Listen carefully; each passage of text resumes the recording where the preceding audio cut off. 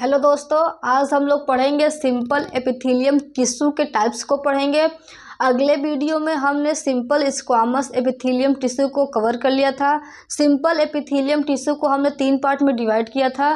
First हमारा simple squamous था, second हमारा सिंपल क्यूबॉइडल था एंड थर्ड हमारा सिंपल कॉलमनार था। सिंपल स्क्वामस को हमने पढ़ लिया था।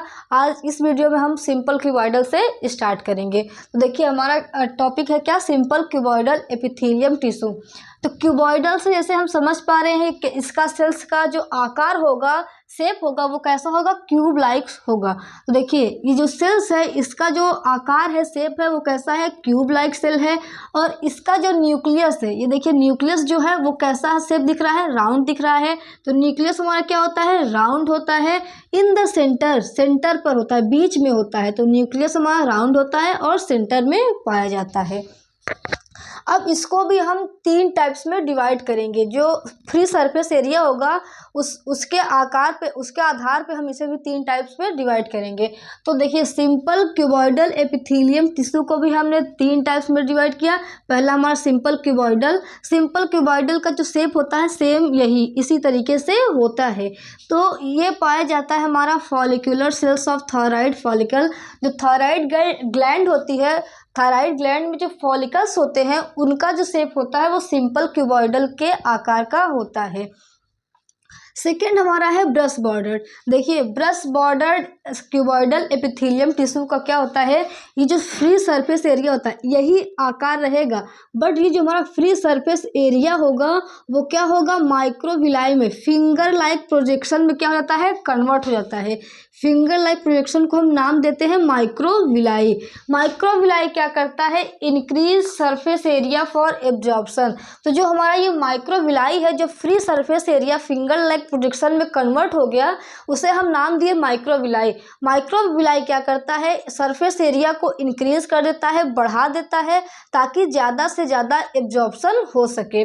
तो इसका ये कार्य होता है। ये हमारा पाया जाता है पीसीटी। पी का मतलब होता है प्रॉक्सिमल, सी से मतलब कॉन्वोल्यूटेड ट्यूब्यूल। तो प्रॉक्सिमल कॉन्वोल्यूटेड ट्यूब्यूल्स जो कि नेफ्रॉन का एक पार्ट होता है, उस पार्ट में यही हमारा क्यूबॉइडल एपिथेलियम पाया जाता है। इसमें क्या होता है, सबसे ज़्यादा एब्जॉर्प्शन होता है। तो हमारा फर्स्ट सिंपल क्यूबॉइडल हो गया, सेकेंड ब्रश बॉर्डर हो गया एंड थर्ड हमारा है सिंपल क्यूबॉइडल एपिथेलियम टिश्यू। देखिए सिलिएटेड का मतलब क्या होता है, जो हमारा ये फ्री सरफेस एरिया है ऊपर वाला, इसके ऊपर क्या पाए जाएंगे, ये सीलिया पाए जाएंगे। सीलिया क्या करता है, मूवमेंट कराता है, गति करवाता है। तो ये हमारा क्या होता है, सीलिया होता है। सीलिया का वर्क क्या होता है, helps in movement of particles in one direction. मतलब वो पार्टिकल्स का मूवमेंट करवाता है लेकिन एक स्पेसिफिक डायरेक्शन में, एक ही डायरेक्शन में करवाएगा, दोनों डायरेक्शन में नहीं करवाएगा। वन डायरेक्शन, या इसे हम बोल सकते हैं एक स्पेसिफिक डायरेक्शन में क्या करवाता है, सिलिया हमारा मूवमेंट करवाता है। ये हमारा पाया जाता है स्मॉलर ब्रोंकियोल्स में। देखिए ट्रैकिया फिर ब्रोंकाई में कन्वर्ट होता है, ब्रोंकाई हमारा ब्रोंकियोल्स में कन्वर्ट होता है। तो ब्रोंकियोल्स में यही हमारा टिश्यू पाया जाता है, सिलिएटेड क्यूबॉइडल एपिथेलियम टिश्यू, जिसके ऊपर क्या पाए जाते हैं, सिलिया पाए जाते हैं।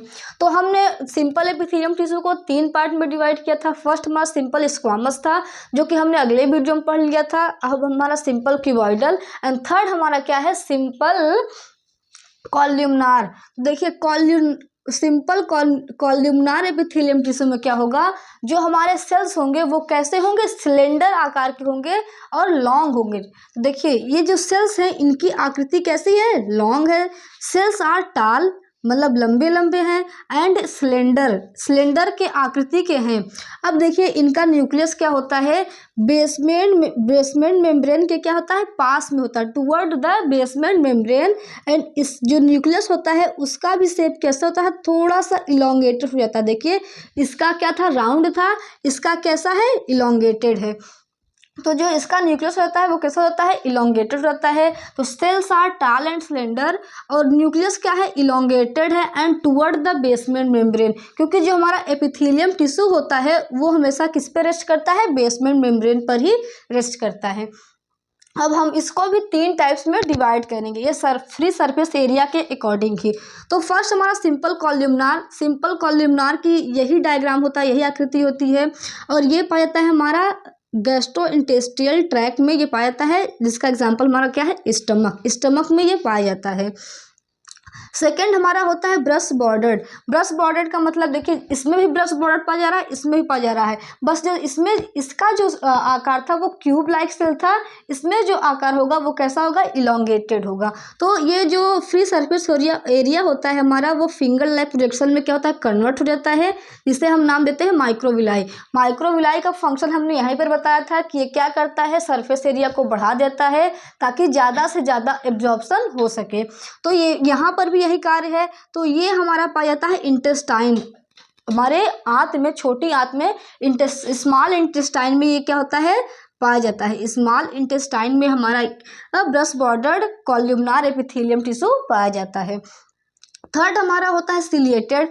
कॉलमनार सेल्स के ऊपर क्या पाए जाते हैं, सिलिया पाए जाते हैं। अभी हमने बताया था सिलिया का क्या कार्य होता है। सिलिया क्या करता है, पार्टिकल्स का मूवमेंट करवाता है, लेकिन एक स्पेसिफिक डायरेक्शन में। तो ये भी क्या करता है, किसी भी पार्टिकल्स का मूवमेंट करवाता है एक स्पेसिफिक डायरेक्शन में। तो ये हमारा पाया जाता है फैलोपियन ट्यूब में। फैलोपियन ट्यूब में क्या होता है, ओवम जो होता है उसका क्या होता है, मूवमेंट होता है एक स्पेसिफिक डायरेक्शन में। तो ये हमारा सिंपल क्यूबॉइडल।